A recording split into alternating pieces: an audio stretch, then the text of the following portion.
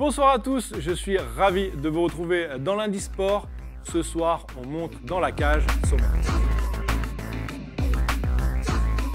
Il a gagné son dernier combat professionnel de MMA en 1 minute et 10 secondes par soumission, c'est-à-dire qu'il a contraint son adversaire à abandonner grâce à un étranglement. Il signe une belle victoire au sein de la plus grosse organisation d'Europe de MMA. Avec lui, nous verrons ce que représente ce sport qui se pratique dans une cage. Lui, c'est Grégory Wamitan, il est également coach et nous parlerons bien sûr de la Calédonie, le pays qu'il représente, bien que né en métropole. De Cagou, Gabriel Desbois et Paco Lehmann sont champions d'Europe en escalade de vitesse. Ils battent en plus tous les deux leur record personnel, on en parle. Football avec le match nul du FC Nantes d'Antoine Comboiré contre Saint-Etienne. Une déception pour le Cougnier, on l'entendra dans notre page Cagou d'ailleurs. Salut Grégory et bonsoir à tous. Bonsoir tout le monde, ou bonjour, je ne sais pas dans quel sens il faut que je dise vu qu'on a un décalage horaire. Exactement. Comment ça va Greg ? Eh ben, écoute, super, hein, on se remet tout doucement de ces bonnes émotions, ces bonnes ondes, et puis tout ce qui va avec. Voilà, on essaie de reprendre le chemin de l'entraînement le plus rapidement possible, et puis voilà, on attend ça avec impatience. Prochaine échéance. Alors justement, ta victoire la semaine dernière au premier round sur étranglement a énormément circulé sur les réseaux sociaux. À 7 jours de ta victoire, comment tu te sens ? Tu reprends l'entraînement, c'est ça ? Je reprends l'entraînement. Alors, j'ai pu mettre au début du combat un premier low kick. Et malheureusement, bon, j'étais pas à distance. C'est des erreurs qu'on peut faire aussi dans ces sports. Où je viens taper avec mon pied dans le genou, forcément, vu que je suis pas à distance. Et derrière, bah là, j'ai une petite semaine, on va dire 1 ou 2 semaines de kiné, de soins, etc. Mais voilà, après cette victoire, de toute façon, dans tous les cas, on oublie vite la blessure, on essaie de retourner vite à l'entraînement. Après, en fonction de la blessure, on reprend plus ou moins assez rapidement. Voilà. Ok. Tu es désormais à 3 victoires et 3 défaites en professionnel. Qu'est-ce qu'elle représente, cette victoire, Grégory ? Alors, cette victoire, elle représente beaucoup pour moi, parce que sur mes 2 derniers combats, notamment un au Cage Warrior, donc l'avant-dernier, pas sans compter celui que j'ai fait dernièrement, et le dernier avant celui-là, celui de septembre, c'était à l'AEF, une organisation qui est française.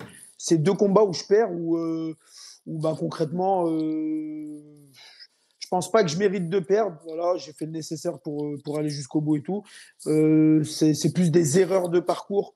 Donc voilà, aujourd'hui à 3-3, bah, c'est comme si je redémarrais entre guillemets à 0. Du moins, c'est ce que je me dis aujourd'hui pour me formater de ce côté-là. Et je me dis, bah, ça y est, c'est le moment de redémarrer, de repasser en positif vraiment et de plus perdre de combat. Donc elle fait du bien. Elle fait du bien. Ok. Est-ce que tu as vite envie de recombattre ? Eh ben, mes intentions, mes intentions, bien sûr, c'est de recombattre le plus rapidement possible. Ok. Après, vu que j'ai une petite blessure au pied, ben, on va essayer de réparer ça assez rapidement. Mais oui, moi, recombattre, là, je pourrais limite recombattre. Si on me disait qu'il y avait un combat la semaine prochaine au Cage Warrior short notice, je l'accepterais parce que voilà, je suis en capacité, en tout cas, physiquement, mis à part ce petit bobo au pied, je suis en capacité de pouvoir recombattre, il n'y a aucun souci. Ouais. Ok. Alors un petit mot pour les gens qui ne connaissent pas trop le MMA, cette discipline qui paraissait avant comme beaucoup trop violente et qui a été légalisée en France en février 2020. En quelques mots, est-ce que tu peux nous l'expliquer, Grégory ? Quelques mots. Bah après, ça reste une discipline qui est complète, ça reste une discipline où il y a des règles. On parle plus d'une époque où il n'y avait pas de catégorie de poids, on pouvait tomber sur un kickboxer contre un gars du karaté. Aujourd'hui, il y a des règles, il y a des structures, il y a de très bonnes structures, il y a de très grosses organisations. Et bah voilà, bah à part souhaiter à tous ceux qui veulent mettre un premier pas à l'intérieur, franchement, je leur souhaite parce que c'est vraiment une belle aventure d'associer plusieurs disciplines et de la regrouper dans un seul sport de combat. Je trouve ça génial et franchement, je remercie aussi la personne qui a eu cette fabuleuse idée parce que ça nous emmène très très loin, très très loin. Bah oui, à la base, c'était de savoir si on mettait voilà, n'importe quel combattant de n'importe quelle discipline dans un octogone, enfin dans une cage fermée, qui en ressortait vainqueur. D'où Mix Martial Art. Voilà. C'est ça.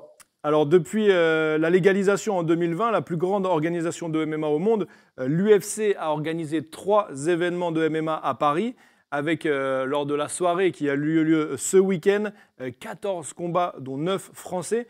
Déjà, est-ce que tu as suivi l'événement, Grégory? Bien sûr que j'ai suivi l'événement J'imagine, en tant que et je pense que combattant.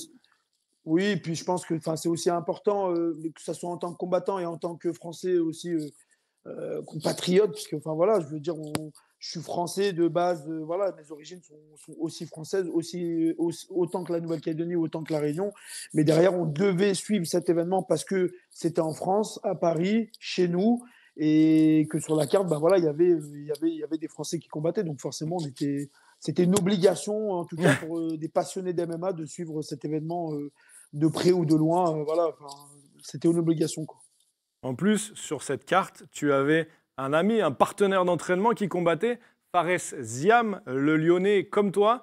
Il marque les esprits en s'imposant avec un énorme KO face à un adversaire redoutable, Matt Frevola. Il obtient d'ailleurs la performance de la soirée.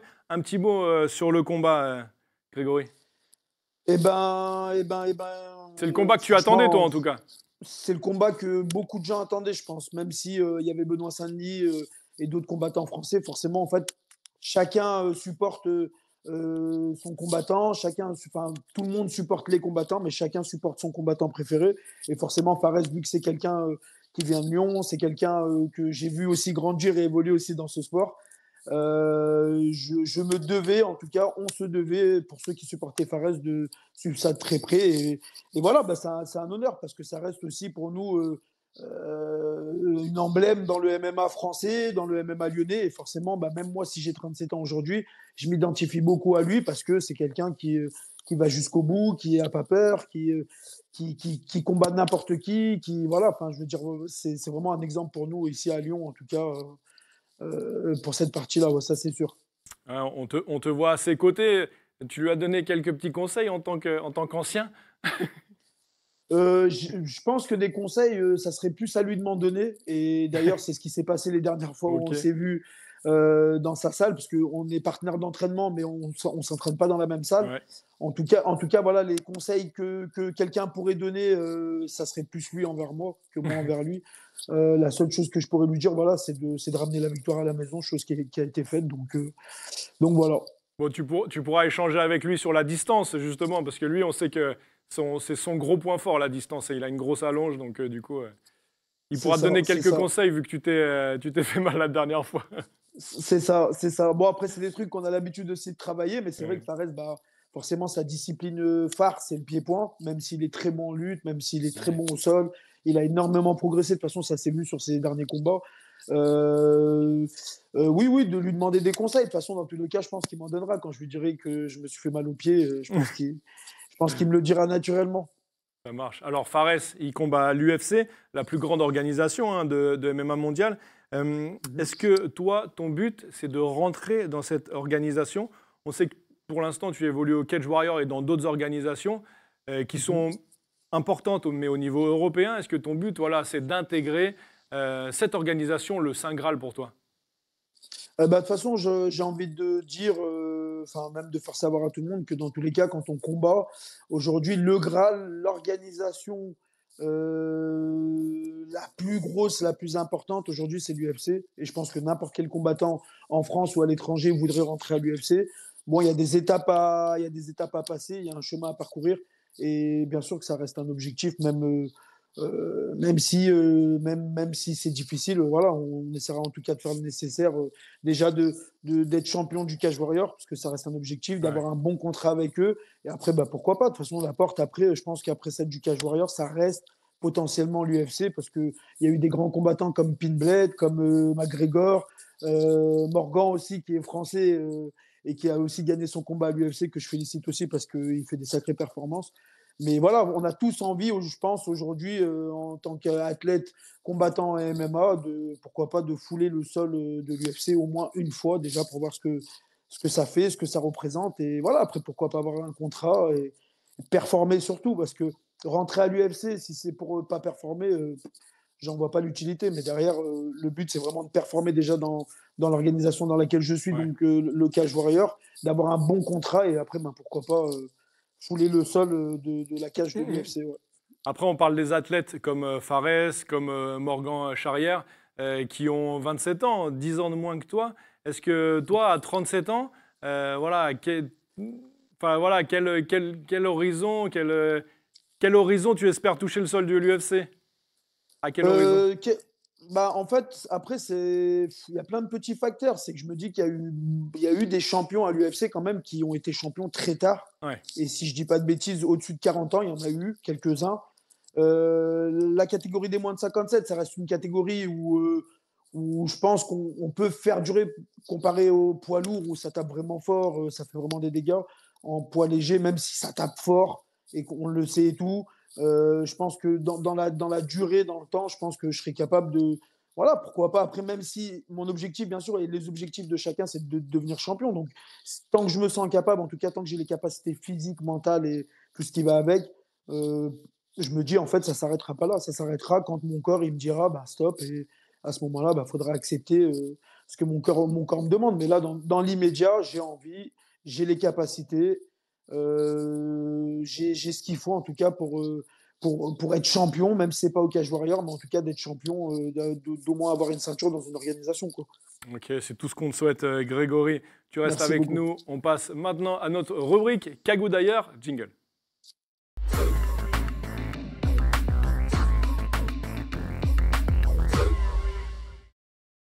On commence avec de l'escalade de vitesse. On connaît la qualité de nos Kagous pour cette discipline. Deux ont brillé au championnat d'Europe à 3 en métropole. Gabriel Desbois et Paco Lehmann. Ils sont tous les deux champions d'Europe dans leur catégorie. En moins de 16 ans pour Gabriel et en moins de 18 ans pour Paco, la Kagou améliore son record personnel avec un temps référence maintenant de 7 secondes et 77 centièmes. Vous la voyez sur la gauche de votre écran, c'était lors de la finale. Paco, lui, bat également son record personnel. Et en finale, vous le voyez, il a affronté le même concurrent qu'il y a 2 ans lors de son titre chez les moins de 16 ans. Il remporte également cette finale. On l'écoute. Salut, c'est Paco Lehmann et ce samedi, j'ai gagné les championnats d'Europe jeunes U18 pour la première fois. Je les avais déjà gagnés en 2022 dans la catégorie U16 et là, je suis super content parce que j'ai gagné devant mon public et j'ai fait mon record qui est maintenant à 5 secondes 55. Donc super content et j'espère que l'année prochaine, je pourrai réaliser encore cet exploit-là. Allez, salut, salut. Football maintenant avec des nouvelles d'Antoine Comboiré, toujours à la tête des Canaries nantais, devant un stade de la Beaujoire à Nantes, plein avec plus de 34 000 spectateurs. Pour ce classique de Ligue 1, le FC Nantes recevait Saint-Étienne pour le compte de la 6e journée. Malgré un match totalement dominé par les Canaries, les deux équipes se quittent sur un match nul, 2 partout. On écoute Antoine Comboiré. Concernant mon groupe, c'est beaucoup de déception, voilà, mais jamais de colère. Après, je suis en colère si on fait un match où on est archi dominé, si on perd tous les duels et puis si on est archi dominé par l'adversaire, pardon. Ouais. Mais là, c'est pas le cas. On fait un bon match, donc c'est énormément de déception. Mais le foot est fait donc d'erreurs et après il faut travailler pour corriger parce que donc voilà, dans une semaine on va se déplacer à Lyon, donc. Mais si on joue comme ça tous les week-ends, il y a de grandes chances qu'on les gagne, les matchs. Allez, retour avec Grégory ou à mi-temps. Greg, on parlait de ton objectif, avant la rubrique Kagou d'ailleurs, de rentrer dans la plus grande organisation du monde, l'UFC. Alors, on est d'accord, pour poser les bases, qu'un combattant ne gagne de l'argent que lorsqu'il combat. C'est ça. C'est ça. Il n'y a pas de. Il y a pas de, comment ça s'appelle, de sécurité sociale. Enfin, il n'y a pas de tout ça. En fait, quand on combat, on touche de l'argent. Quand on combat pas, on ne touche pas d'argent. C'est la raison pour laquelle, à côté, ben, j'ai toute cette partie coaching, en cours collectif, en cours privé. Enfin, je veux dire, voilà, c'est là aussi où je gagne ma vie. Mais il y a vraiment que quand on combat qu'on touche de l'argent. Ouais, c'est ça. D'accord. Alors justement, bon, tu as répondu à ma question, mais je vais quand même te la poser. tu ne vis pas encore avec les bourses que tu obtiens lors de tes combats? Pour l'instant, un peu plus compliqué parce que forcément, je suis en train d'essayer de me faire un nom et une place dans n'importe quelle organisation, surtout dans celle du Cage Warrior, parce que là, c'est dans cette dernière que j'ai performé. Mais après, le but, voilà, c'est d'essayer d'en vivre, c'est d'essayer d'aller le plus loin possible pour qu'on puisse allier le plaisir, on puisse allier aussi le fait de gagner sa vie, et puis voilà, partager des moments, etc., des expériences dans le sport et tout. Et je pense que tout mis bout à bout, le but, c'est vraiment d'essayer de vivre de ça, que ce soit les primes de combat ou les coachings. Voilà, le but, c'est vraiment Ok. de vivre avec tout ça, quoi. De vivre de la discipline. Voilà, Juste c'est ça. une petite question pour qu'on te situe un petit peu. On sait qu'à l'UFC, les primes de combat vont de 10 000 dollars quand tu commences jusqu'à des millions quand tu es, quand t'es une star et quand tu as l'ossature autour du ventre, autour de la taille. Elles sont à combien au Cage Warrior environ, Grégory? Après, ça dépend. En fait, ça varie d'une organisation à l'autre. En fait, au Cage Warrior, ça peut être 1 500, 2 000. Après, il y a les bonus. Ouais, Mais voilà, ça peut monter jusqu'à 5 000 ok. dans certaines organisations françaises et tout. Mais ça, en fait, ça dépend de l'organisation. Ça dépend vraiment de l'organisation. Il y a des petites orgas qui payent peut-être mieux que des plus grosses. Après, en termes de visibilité, tu as des organisations qui sont plus gros, enfin, qui ont plus de visibilité que des petites orgas, donc bien forcément. Et après, bah, c'est à nous de choisir et de faire le bon choix pour savoir ce qu'on veut réellement, en fait. Ok. Et donc, du coup, toi, voilà, pour vivre, du coup, coaching et combat quand C'est t'as un ça. combat, quoi.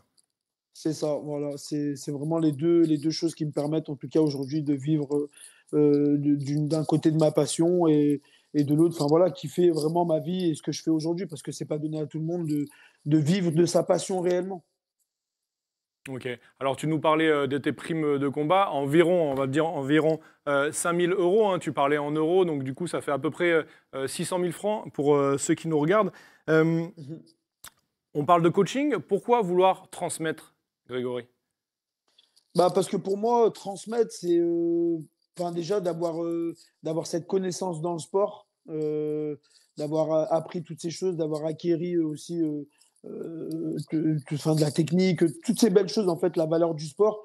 Pour moi, c'est voilà, transmettre, je sais pas, c'est aider mon prochain, c'est demain, par exemple, enfin, si on me disait que j'étais obligé de travailler sans gagner d'argent, qu'il n'y avait plus d'argent et que je devais faire un travail, bah, ça serait celui-là. Parce que je trouve qu'il y a vraiment, genre, c'est une valeur, enfin, c'est du partage, voilà, comme je dis, encore une fois, c'est une connaissance que moi j'ai acquérie durant toutes ces années et de le donner, de le transmettre et surtout de voir, par exemple, mes élèves dans ma salle qui est Ringside à Lyon, vous les voir évoluer, les voir aller en compétition, des fois peut-être parfois gagner avec des choses qu'on a pu voir à l'entraînement, bah, ça peut être, enfin, c'est que du bien, c'est que du plus pour moi. Ça me montre aussi que ce que j'ai appris et ce que j'ai transmis, bah, ça a été quelque chose de bien. Ok.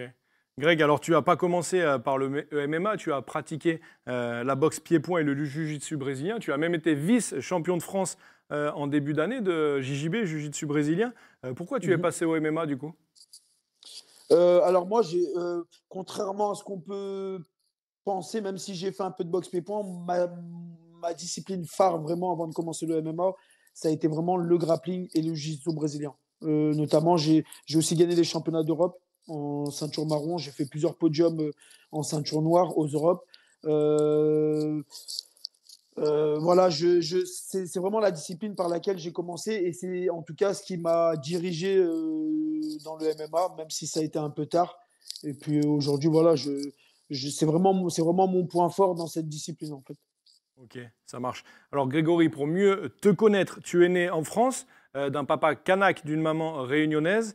Alors lors de tes posts sur les réseaux sociaux, tu revendiques 3 drapeaux, français, réunionnais, indépendantiste kanak, et le drapeau de la piraterie. Alors pourquoi ce drapeau?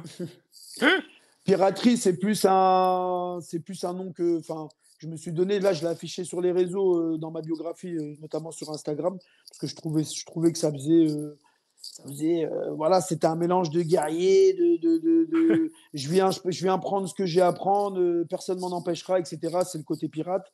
Le côté français, bah forcément, bah, je suis né en France.